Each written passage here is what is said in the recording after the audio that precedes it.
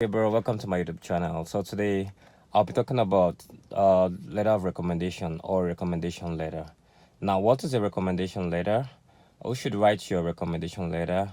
And what should be the content of a recommendation letter? All this I'll be addressing. Now, to start with, if you're applying to a program or to a graduate school, yeah, you are required to submit recommendation letter.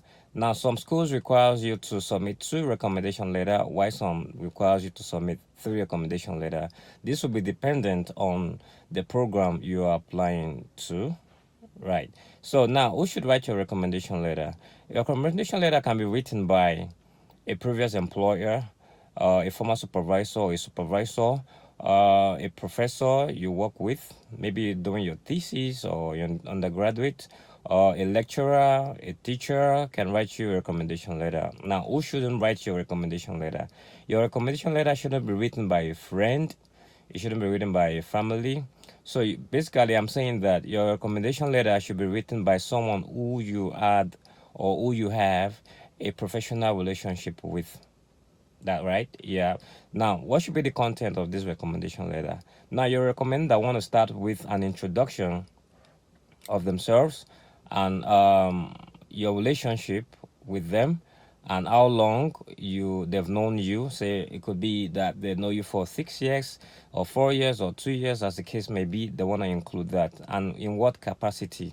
Now, a recommendation letter from a professor would want to talk about your academic skills. They want to talk about your grade skills. They want to talk about your research ability, and of course, they want to talk about your proficiency in using some research tools and proficiency even in English language. Now, all this should come in your recommendation letter. Now, you want to help your recommendation letter with information so they know what to write. And then your recommendation letter should be written by someone who's going to give a favorable information about you to the graduate admission. Now, you need to help your recommenders with information about you. For example, you might give them your CV, let them go through your CVs so that way they can know how you've developed over time with your which includes your achievements and how you've progressed in your field. Now you want to as well help them with your extracurricular activities and whatever information you think can be helpful to these recommenders. Now, so your recommendation letter should be structured like this: the introduction by your recommender, then they want to talk about your relationship with them, your grade, your academic, your work rate, your proficiency in English, your fluency in using particular tools.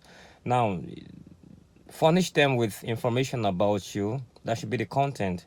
That after the introduction, they want to talk about the content, which you have to furnish them with information. Then at the closing, which is the last section of the recommendation, they want to write short phrases about how suitable they think you are for the program, and they want to include their name, their signature, and their contact details. Now they should end this recommendation letter on a positive note on how they think you're going to do well in the program which you're applying to. Now, it is very important since you're applying to a graduate school, yes, you're going to do research.